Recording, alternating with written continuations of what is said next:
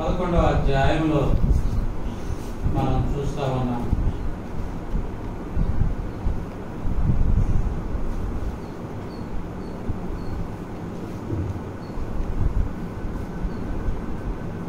నాలుగవ వచనంలో వారు వెళ్ళగా వీధిలో ఇంటి బయట తల వాకిట కట్టబడి ఉన్న గాడిద పిల్ల ఒకటి వారికి కనబడెను. కాబట్టి మనం ఇక్కడ గమనిస్తా ఉన్నది ఏంటంటే, ఈ యొక్క గాడిద పిల్ల ఎక్కడుంది? ఇంటి బయట. ఇంట్లోనికి దాన్ని తీసుకొని వెళ్ళదు.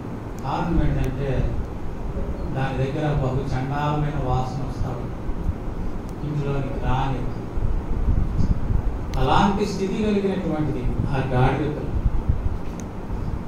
రెండవదిగా అది స్వేచ్ఛ లేకుండా కట్టివేయబడి ఉంది, స్వేచ్ఛ లేకుండా జీవిస్తూ ఉన్నటువంటిది.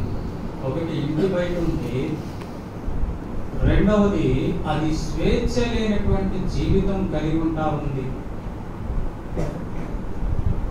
మూడవదిగా కనుక మనం అక్కడ గమనిస్తే దానికి వేరొక యజమాని ఉన్నాడు. కాబట్టి అలాంటి స్థితిలో ఉన్నటువంటి ఆ గాడిద పిల్ల, గాడిద ఏం చేయబడింది అంటే విప్పబడింది. ఎందుకు విప్పబడింది అంటే అది ప్రభువుకి కావలసి ఉన్నది. అంటే మన జీవితాలు కనుక మనం చూసుకుంటే ఒకప్పుడు మనం ఎలాంటి వారు అంటే దేవుని మందిరంలోనికి రావటానికి యోగ్యులు కానటువంటి వారు, ఇంటి బయట ఉండేటటువంటి వారు. అది అనేకులు చాలా మందిని మీరు గమనిస్తారో లేదో, మందిరాల ముందు వెళుతూ వారు ఏం చేస్తూ ఉంటారంటే ఇక్కడికి వచ్చినప్పుడు, మందిరం ఎదురుకు వచ్చినప్పుడు ఇట్లా సిరి వేసుకోవటము, ఇట్లా అనుకోవటము, లేకపోతే ఏదో ఇట్లా అనుకోవటము, ఏదో చేస్తూ ఉంటారు. కానీ వారు మందిరంలోనికి రాలేరు. ఆచారయుక్తమైనటువంటి భక్తి, లోకానుసారమైనటువంటి భక్తి కలిగినటువంటి జీవితం కలిగిన వారమే కానీ నిజమైనటువంటి దేవుడు, సజీవుడైనటువంటి దేవుణ్ణి ఎరగక బయట ఉన్నటువంటి జీవితాలు కలిగినటువంటి వారు. తద్వారా మనం గమనిస్తే కనుక బయట ఉండటం ద్వారా కలిగే పరిస్థితులు ఏంటిది అంటే ఆదరణ లేక గాలి వాన చేత కొట్టబడిన దాన అన్నటువంటి స్థితి కలిగినటువంటి వారు కదా. అలాంటి స్థితి కలిగినటువంటి జీవితాలు మన జీవితం. కాబట్టి ఆ గాడిలో ఉన్నటువంటి పరిస్థితి అలాంటి. గాలి వచ్చినా, వాన వచ్చినా, మరి తేలి వచ్చినా కానీ అది ఇంటి లోపలికి తీసుకుంది. అలాంటి ఆ గాడిద ఎప్పుడైతే విప్పబడిందో, విప్పబడి దేవుని దగ్గరికి అంటే ప్రభువు దగ్గరికి తీసుకొని రాబడిందో, దాని స్థితి అంతా కూడా మార్చబడినట్లుగా మనం చూస్తాం. దాని స్థితి అంతా మార్చబడింది. బహుశా ఒకవేళ గాడిద ఆ సమయంలో అనుకోని ఉండదు, ఇదేంటి ఇట్లా ఉంది, నన్ను ఇంట్లోకి రానిరే, గాలి వచ్చినా వాన వచ్చినా నన్ను బయటనే ఉండేది, అలాంటి నన్ను ఇదేంటి, నన్ను ఇక్కడికి తీసుకొని వచ్చి ఏం చేస్తున్నారు, దాని మీద బట్టలు వేశారు. బట్టలు వేసిన తర్వాత దాని మీద ఎవరు ఎక్కారు? ప్రభు ఎక్కాడు అనుకున్నది గాడిద. ఎంత ధన్యురాలని నేను, ఎంత ధన్యురాలని. ప్రభుని మోసేటటువంటి ధన్యత, ప్రభుని ఎక్కించుకునేటటువంటి ధన్యత, ప్రభుని ఊరేగించేటటువంటి ధన్యత నాకు కలిగింది. నా మీద బట్టలు వేశారు, శుభ్రంగా ఉండేదాని కొరకై నా మీద బట్టలేసి, నా మీద లోకరక్షకుడు ఎక్కాడు. లోకరక్షకుడు ఎక్కాడు. నన్ను సృజించిన నా సృష్టికర్త నా మీద ఎక్కి ఊరేగుతున్నాడు. అంతేకాదు ఆ గాడిద ముందు ఏం చేస్తా ఉన్నారంటే, ఏం చేస్తా ఉన్నారు? బట్టలు పరిచారు. బట్టలు పరిచి కొమ్మలు నరికి వేస్తా ఉన్నారు. ఎంత అదృష్టం అండి, ఎంత ధన్యత అండి, ఎంత ధన్యత. గాడిద ఏనాడైనా ఊహించుకుంటుందా? ఏనాడైనా అటు స్థితి వస్తుంది నాకు అని ఏనాడే కానీ అది ఊహించుకుని ఉంటుందా? బట్టలు మోసేటటువంటి గాడిద బట్టల మీద నడుస్తా ఉంది. బట్టల మీద నడుస్తా ఉంది. కొమ్మలు పట్టుకొని కొమ్మల మీద నడుస్తా ఉంది. ఆ పక్కన ఎంతమంది గుమిగూడినటువంటి జనం ఏమంటా ఉన్నారంటే, హోసన్నా హోసన్నా, దావీదు కుమారునికి జయము, దావీదు కుమారునికి జయం. ఇంటి ఊరేగింపులు ఒకవేళ మామూలుగా ఏదైనా ఊరేగింపు వెళ్తుందనుకోండి, గాడి వచ్చిందనుకోండి, ఏమంటారు దాన్ని ఏమంటారు? కర్ర తీసుకొని 4 బాది ఓ పక్క అని చెప్పేసి దాన్ని పోలేదు. కానీ ఇక్కడ ఈ గాడిద మీద ప్రభువారు ఎక్కడం ద్వారా దానికి కలిగినటువంటి ఆ ఆధిక్యత ఏంటిది అంటే, బట్టల మీద నడిచేటటువంటి ఆధిక్యత కలిగింది. అంతేకాదు, హోసన్నా హోసన్నా, దావీదు కుమారునికి జయము, ప్రభు పేట వచ్చి వాడు స్తుతించబడును గాక అని ఆ యొక్క స్తుతులు వినేటటువంటి ధన్యత ఆ గాడిదకు కలిగినట్లుగా మనం అక్కడ చూస్తాము. ఎంత గొప్ప ధన్యత. కాబట్టి దావీదు ఆ యొక్క గాడిద ఆ రీతిగా ప్రభు దగ్గరకు వచ్చినప్పుడు ఆ రీతిగా స్తుతించబడినట్లుగా మనం చూస్తాం. కాబట్టి యేసుక్రీస్తు ప్రభువారు ఈ లోకంలో ఉన్నప్పుడు ఎందుకు ఆ రీతిగా మరి ఊరేగిస్తూ వచ్చారు అంటే, మనం అక్కడ గమనిస్తాము. 2వ రాజుల గ్రంథము 9వ అధ్యాయము, 2వ రాజుల గ్రంథము 9వ అధ్యాయము 13వ వచనం. 2వ రాజుల గ్రంథము 9వ అధ్యాయము 13వ వచనాన్ని కనుక మనం చూస్తే, అంతటా వారు అతి వేగముగా తమ వస్త్రములను పట్టుకొని మెట్ల మీద అతని క్రింద పరిచి బాగా ఊదించి యెహూ రాజై ఉన్నాడని. కాబట్టి ఎందుకు ఆ యొక్క యూదా ఆచారంలో ఉంది అంటే, బట్టలు పరిచేది ఎప్పుడు అంటే రాజు. కాబట్టి యెహూ రాజు అయినప్పుడు, యెహూని అభిషేకించినప్పుడు వారు వచ్చి అడిగినప్పుడు, ఇదిగో నీ దగ్గరికి ప్రవక్త వచ్చాడు కదా, ఏం చేశాడు అంటే నన్ను అభిషేకించాడు, నన్ను రాజుగా అభిషేకించాడు అని. కానీ వారు ఏం చేస్తారంటే వెంటనే వారి బట్టలు తీసి అక్కడ పరిచినట్లుగా మనం చూస్తాం. ఆ బట్టల మీద నడుస్తూ వచ్చినట్లుగా మనం చూస్తాం. కాబట్టి ఇక్కడ కూడా ఎందుకు వారు ఆ రీతిగా బట్టలు పరిచారు అంటే, రాజుగా ఆయనను ఎంచినట్లుగా మనం అక్కడ చూస్తాము. ఆయన రాజుగా మమ్మల్ని ఏలతాడు అనేది వారు ఆశించినట్లుగా మనం చూస్తాం. అయితే వారు ఇహలోక సంబంధమైనటువంటి రాజుగా ఆయనను గుర్తిస్తూ వచ్చారే కానీ, ఆత్మ సంబంధమైనటువంటి రాజుగా, పరలోకపు రాజుగా వారు ఆయన్ని గుర్తించలేనటువంటి వారుగా వారు ఉంటా ఉన్నారు. ఆ కారణం చేతనే ఆ తరువాత మనం గనక గమనిస్తే చూడండి, ఆ రీతిగా యెరూషలేములోనికి వెళ్ళిన తరువాత అక్కడ మనం చూస్తాం. లూకా సువార్త రండి ఒకసారి మనం చూస్తే గనక, లూకా సువార్త మనం అక్కడ చూస్తాం.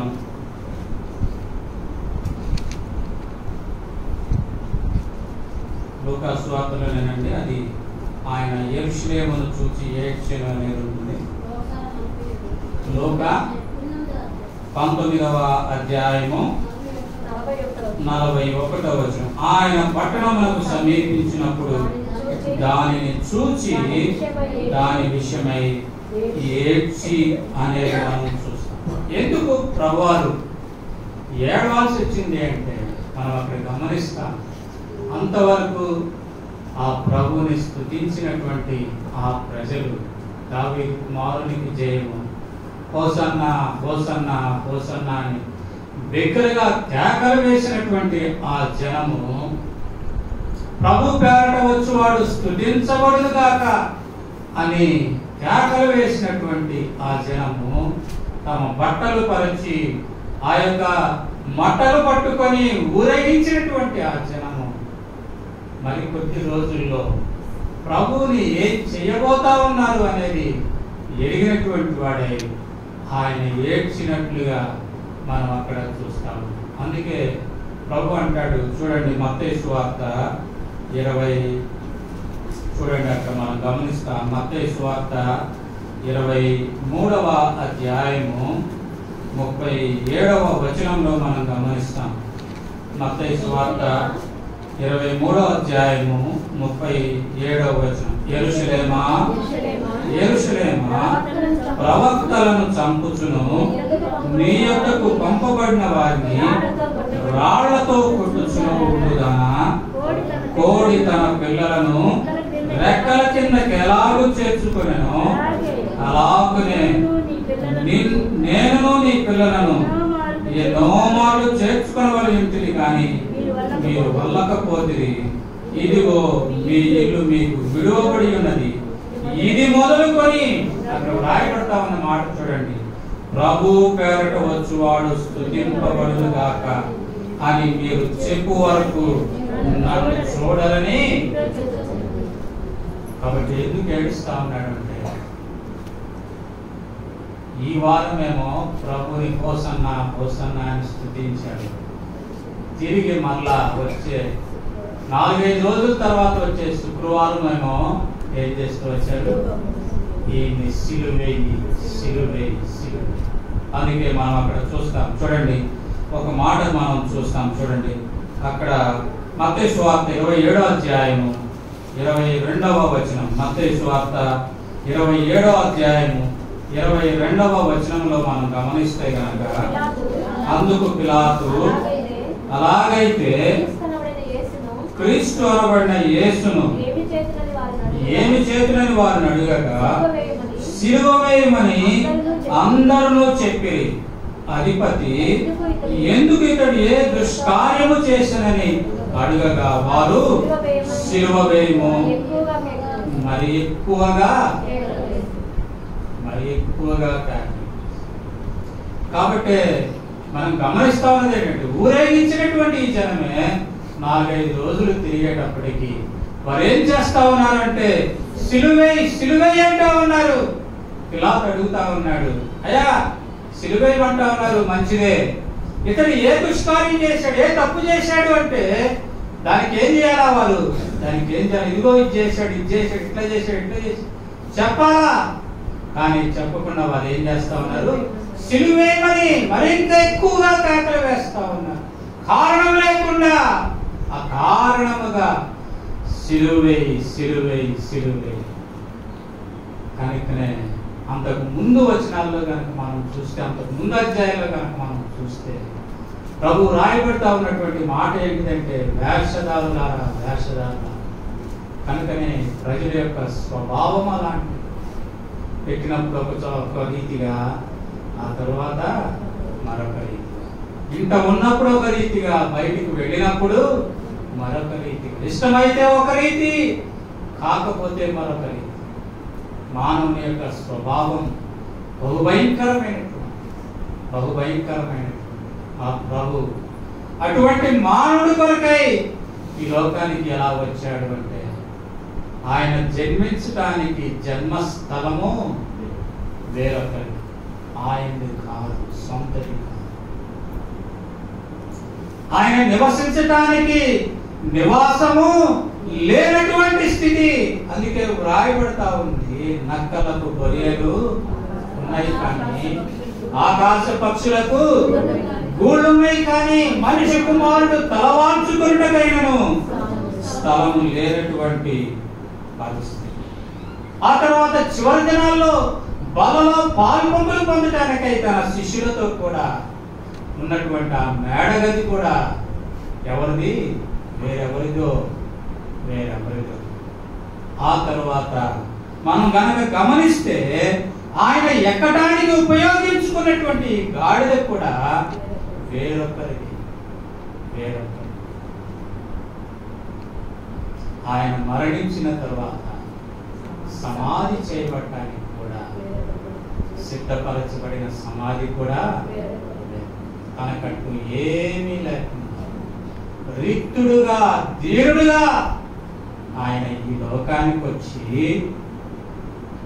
ఆ ప్రజలకు చేసినటువంటి ఆ మేలు మరచిపోయి కదా అనేకులు తీసుకొచ్చారు. యేసు ఇక్కడ ఉన్నాడు అని చెప్పగానే రోగాలతో ఉన్న వారిని, దయ్యాలు పట్టినటువంటి వారిని, కుంటి వారిని, గుడ్డి వారిని, నడవలేని వారిని తీసుకొని వచ్చి స్వస్థపరిపించుకొని బాగు చేయించుకున్నారు. అలాంటి ఆయన వారు ఏం చేస్తూ వచ్చారంటే సిలువ వేయి ఇలా అడుగుతూ వచ్చాడు. పండగ పూట కదా,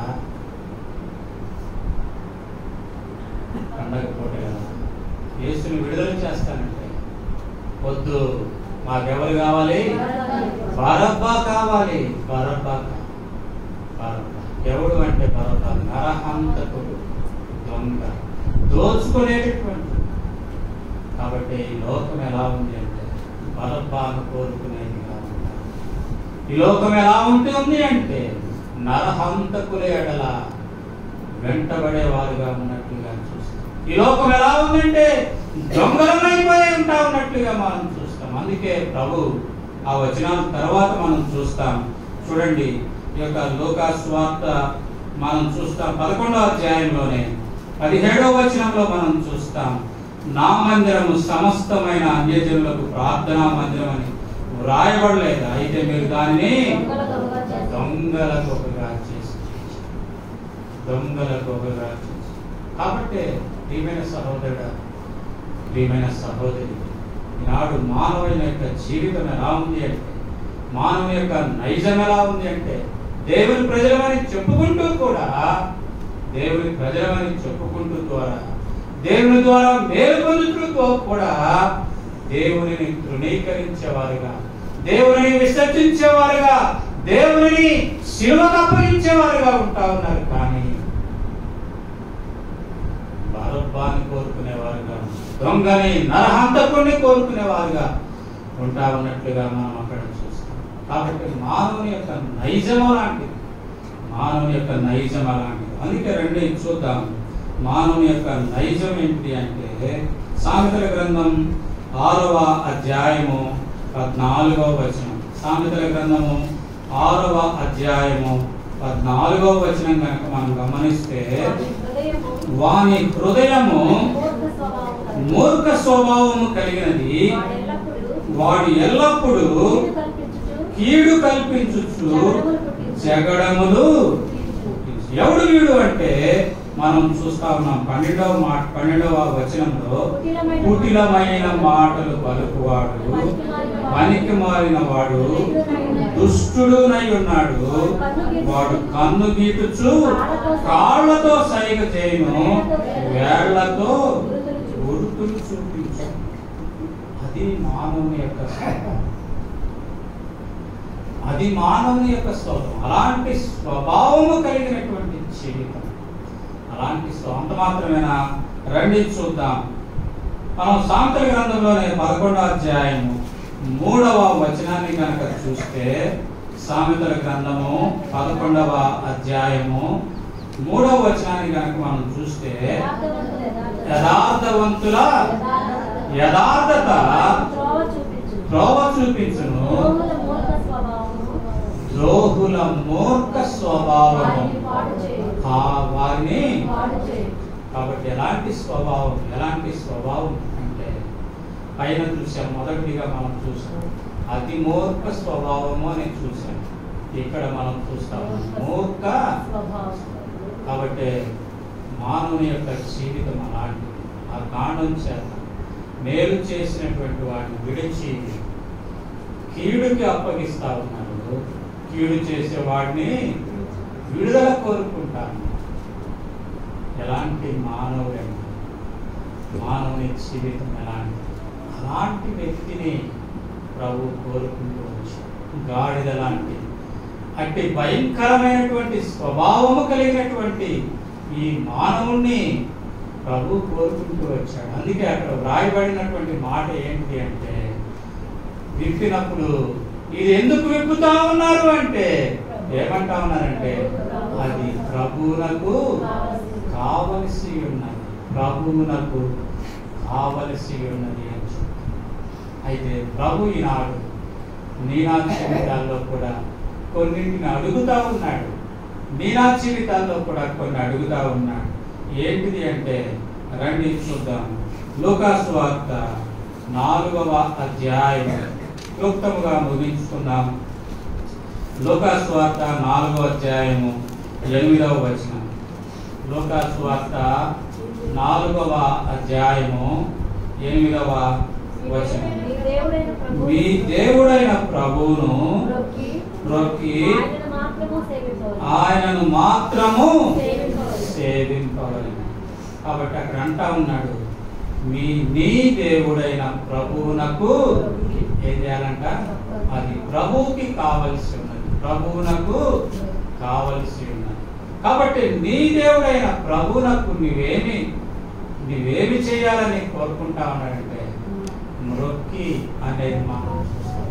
అంటే దాని ఉద్దేశం ఏంటంటే, నీవు ఆరాధించే ఆరాధికుడుగా ఉండాలనేది దేవుని యొక్క ఉద్దేశంగా మనం చూస్తాం.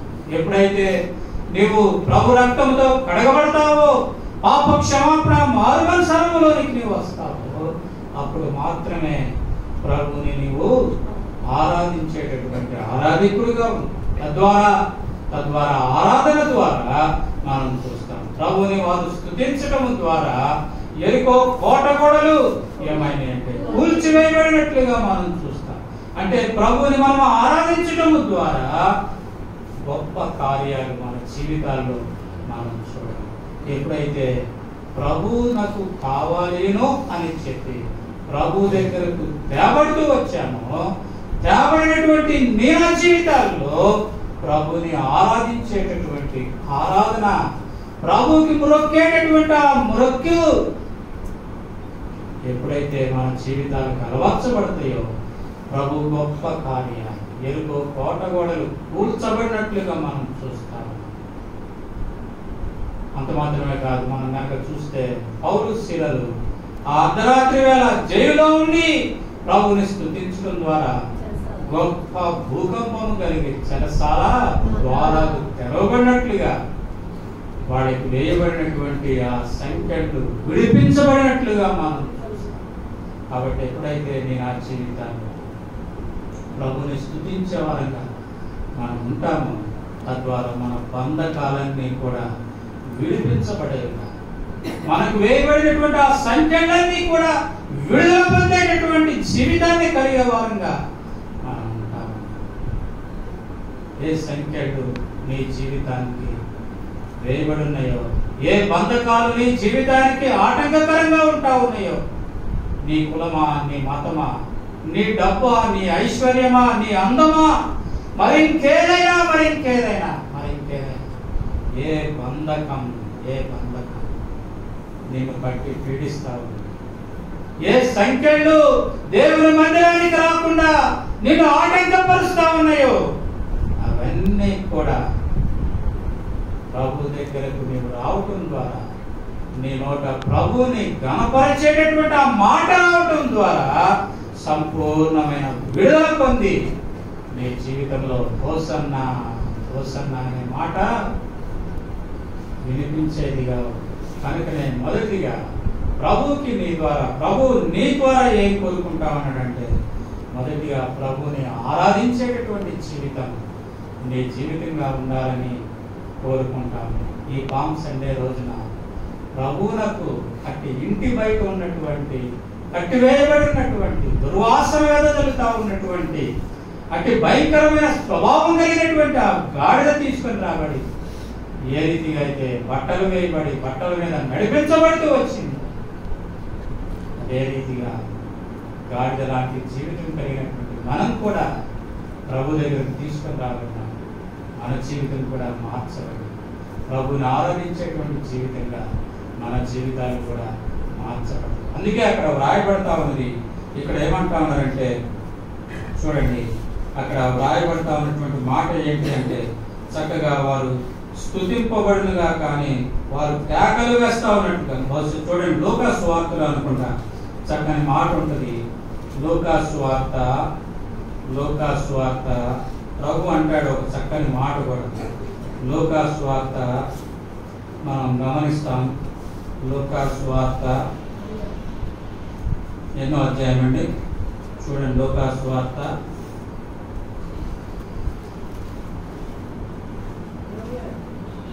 మనం చూస్తా ఉన్నాం 19వ అధ్యాయము. లూకా సువార్త 19వ అధ్యాయము ఇక్కడ మనం చూస్తా ఉన్నాం. చూడండి, అక్కడ వ్రాయబడతా ఉన్నటువంటి మాట ఏంటి అంటే, చూడండి 37వ వచనం. ఒలివ కొండ నుండి దిగు చోటికి ఆయన సమీపించుచున్నప్పుడు శిష్యుల సమూహమంతయు సంతోషించుచు ప్రభు పేరట వచ్చు రాజు స్తుతింపబడును గాక, పరలోకమందు సమాధానం సర్వోన్నతమైన స్థలములలో మరియు ఉండును గాక అని మహాశబ్దముతో దేవుని స్తోత్రము చేయుచుండేది అనేటటువంటిది మనం చూస్తాం. కాబట్టి స్తుతించగలిగేస్తాము. అక్కడ వ్రాయబడిన మాట ఏంటంటే సంతోషముతో అనేటువంటి మాట. కాబట్టి ఎప్పుడైతే ప్రభు దగ్గరికి మనం తీసుకొని రాగలుగుతామో, ఎప్పుడైతే ప్రభు దగ్గరికి మనం వస్తామో, అప్పుడు మన జీవితాల్లో ఏముంటుందంటే రెండవదిగా సంతోషము అని. అది పరిస్థితి ఏదైనప్పటికీ కావచ్చు కాక, అది కష్టమైన నష్టమైన కన్నీరు కార్చేటటువంటి పరిస్థితి అయినా సరే హృదయం సంతోషంతో నింపబడుతుంది. హృదయం సంతోషంతో నింపబడుతుంది. కనుకనే ప్రియమైన సహోదరుడు, ప్రియమైన సహోదరు, మొదటిగా మన జీవితాల్లో ప్రభు కోరుతా ఉన్నది ఏంటంటే, అక్కడ మనం గమనిస్తా ఉన్నాం, ప్రభుని ఆరాధించేటటువంటి ఆరాధికులంగా నీవు నేను ఉండాలనేది ప్రభు ఆశగా మనం చూస్తాము. రెండవదిగా మనం గమనిస్తే తిమోతికి రాసిన 2వ పత్రిక 2వ అధ్యాయము 22వ వచనం ఏమి కోరుతా ఉన్నాడు ప్రభు అంటే, తిమోతికి రాసిన 2వ పత్రిక 2వ అధ్యాయము 22వ వచనం కనుక మనం గమనిస్తే, చదవండి. 2వ పత్రిక 2వ అధ్యాయము, పవిత్ర హృదయులై ప్రభువునకు ప్రార్థన చేయు వారితో కూడా అనేది మనం అక్కడ చూస్తాం. రెండవదిగా అక్కడ మనం ఏం చూస్తా ఉన్నామంటే ప్రభువునకు ప్రార్థన చేయు. రెండవది ప్రార్థన. మొదటిగా ప్రభుని స్తుతించే వారంగా మనం ఉండాలి. రెండవదిగా మనం ప్రార్థించే వారంగా ఉండాలనేది ప్రభు ఆశ. అందుకే ప్రభు చెప్తూ వచ్చాడు మత్తయి సువార్తలో మనం 7వ అధ్యాయం మనం చూస్తాం. అడుగుడి వెదకుడి కట్టుడి తీయబడు అనేది మనం చూస్తాం. అందుకే ప్రభు అంటాడు, అడుగు వాటి కంటే ఊహించు వాటి కంటే అత్యధికంగా చేయగలిగేటువంటి సమర్థుడైన. అందుకే మనం చూస్తాం ప్రభు అంటాడు, నీ బిడ్డ రొట్టెని అడిగితే రాత్రిచ్చునా, చేపను అడిగితే పామునిచ్చునా. ఈ లోక సంబంధమైనటువంటి మీరే అంత శ్రేష్టమైనవి ఇవ్వటానికి ఇష్టపడతా. మీరు చెడ్డవారయ్యుండి కూడా మంచి వాటిని మీ పిల్లలకి ఇవ్వడానికి ఇష్టపడితే ఆ లోకమందు నేను మరింత శ్రేష్టమైనవి. కాబట్టి రెండవదిగా మనం ఏం చేయాలి అని ప్రభు ఆశిస్తా ఉన్నాడంటే, ప్రార్థించే వారంగా మనం ఉండాలనేది మనం చూస్తాం. తద్వారా అక్కడ మనం ఏం చేస్తా ఉన్నామంటే, అక్కడ ఏం కలుగుతా ఉందంటే నీతి, విశ్వాసము, ప్రేమ, సమాధానాన్ని వెంటాడుము అంటాడు. అంటే కలిగి ఉండే వారంగా మనం ఎప్పుడైతే మనం ప్రార్థించే వారంగా ఉంటామో, మన జీవితాల్లో నీతిమంతులంగా, మన జీవితంలో విశ్వాసము కలిగిన వారంగా, మన జీవితంలో ప్రేమ కలిగిన వారంగా, మన జీవితాల్లో సమాధానం కలిగినటువంటి వారంగా మనం ఈనాడు ప్రార్థన అనేటటువంటిది లోపిస్తూ ఉంది. ప్రార్థన అనేది లోపించి మన స్వకార్యాలు ఎక్కువైపోతా ఉంది. ప్రార్థన కంటే ముందుగా మన ఇష్టానుసారమైన మన కార్యాలు, ఇష్టానుసారంగా ప్రవర్తించేది ఎక్కువగా ఉంటా ఉందే కానీ ప్రభు సన్నిధిలో గడిపేదిగా, ప్రభు చిత్తాన్ని ఎరిగి జరిగించేదిగా ఉండనటువంటి జీవితాలుగా మన జీవితాలు ఉంటా ఉన్నట్లుగా మనం చూస్తాం. మూడవదిగా కనుక మనం గమనిస్తే ప్రభు మన జీవితంలో ఏమి కోరుతా ఉన్నాడు అంటే, రండి చూద్దాం. కొలసీలకు రాసినటువంటి పత్రిక 3వ అధ్యాయము 22వ వచనం. కొలసీలకు రాసినటువంటి పత్రిక 3వ అధ్యాయము 22వ వచనం. దాసులారా సంతోషపెట్టినట్లు కాక ప్రభువునకు భయపడుచు శుద్ధాంతఃకరణ కలిగిన వారే శరీరమును బట్టి మీ యజమానులైన వారికి అన్ని విషయములలో విధేయులై. అయితే ఈనాడు మనం ఎలా ఉంటాము? ఇక్కడ ప్రభు మనం ఏమి కోరుతా ఉన్నాడంటే, ప్రభువునకు భయపడుచు శుద్ధాంతఃకరణము కలిగిన వారమే. అంటే శుద్ధాంతఃకరణము కలిగిన వారం అంటే అంతఃకరణం అంటే లోపల ఉన్నటువంటి హృదయం ఎలా ఉండాలంట? శుద్ధి చేయబడినదిగా. శుద్ధి చేయబడినదిగా శుద్ధాంతఃకరణం అంటే శుద్ధి చేయబడిన హృదయము కలిగినటువంటి వారై దేవునికి భయపడచ్చు. మనం చేసే కార్యాలు ఎలా ఉండాలంటే దేవునికి భయపడేవిగా ఉండాలి. అంతేకాని అక్కడ వ్రాయబడతా ఉన్నటువంటి మాట చూడండి, పైన ఏమంటా ఉన్నాడంటే, మనుషులను సంతోషపెట్టు వారైనట్లు కంటికి కనబడవలనని కాదు. అయితే ఈనాడు మన జీవితాలు అలాగే ఉంటాయి. ఈనాడు మన జీవితాలు అలా ఉంటాయి. ప్రభువునకు భయపడేటటువంటి జీవితం కాకుండా మనుష్యులను సంతోషపెట్టేటట్లుగా మనం ఉంటాం. అందుకే ఇక్కడ ఒక మాట ఉంటుంది, గలతీలకు ఇక్కడ మనం చూస్తాం చూడండి. గలతీలకు రాసినటువంటి పత్రికలో ఒక మాట మనం చూస్తాం. గలతీలకు రాసినటువంటి పత్రిక 1వ అధ్యాయము 10వ వచనం మధ్యలో నేను చదువుతా ఉన్నాను చూడండి. నేను మనుషులను సంతోషపెట్టు కోరుచున్నానా? నేను ఎప్పటికీ మనుషులను సంతోషపెట్టు వాడనైతే క్రీస్తుకు దాసుడను కాకపోదును. అంటే దాని అర్థం ఏంటి? ఒకవేళ దేవుని సంతోష పెట్టకుండా నువ్వు మనుషులను సంతోష పెట్టేవాడుగా, నువ్వు మనుషులకు కనబడాలని నీ క్రియలు జరిగించేవాడుగా కానీ నీవు ఉంటే నీవు దేవునికి దాసుడవు కాదు. అంటే దేవుని బిడ్డవే కాదు అనేది మనం అక్కడ గమనిస్తాము. కనుక ప్రియమైన సహోదరుడా, ప్రియమైన సహోదరి, ఎలా ఉన్నాయి ఈనాడు నీ క్రియలు? నీ పడేటువంటి భయం ఎలా ఉంది? దేవుని చూచేదిగా ఉందా, లేక మనుష్యుల ఎదుట వేషధారణ కలిగినటువంటి జీవితముగా నీ జీవితం ఉంటావు?